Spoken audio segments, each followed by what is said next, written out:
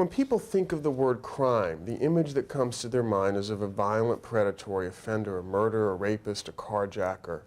In reality, 87 out of every 100 arrests in the United States are for nonviolent offenders. That is, people who commit property crimes, or people who possess drugs, or commit some other sort of drug offense.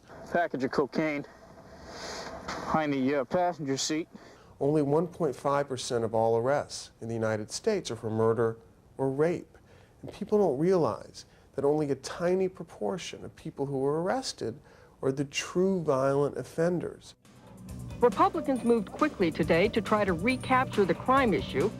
The easiest, quickest way to affect crime in America is to reach out, grab those evil people by the nape of the neck, and just take them off our streets and put them in prison. Now, what bothers us is, in an administration which up until now has been systematically in favor of the pornographer and the criminal. The objective of this whole exercise is to get you incarcerated, locked up, and have the key thrown away. If the death penalty is being imposed more often on one race or another, I don't think that's a reason to abolish the death penalty. I think it's a reason to impose the death penalty more frequently. We've decided in a very direct, tough way on making crime very expensive for the criminal. We've been led to believe by media and by the politicians and by other people that certain kinds of things work. That if you have tougher sentences and you keep people locked up for longer periods of time, you build more prisons, this is a short prescription for reducing crime or at least being able to contain it. So what we get as a result is the allocation of more and more money to build prisons and less money to build schools.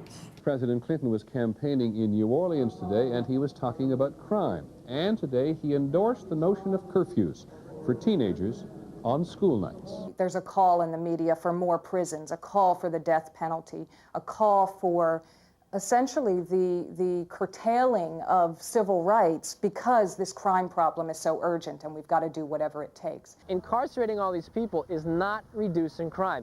And in fact, all the statistics show that men and women who go to jail, who then get out, and who come back, tend to come back on worse offenses. We are not reducing crime, we are creating crime.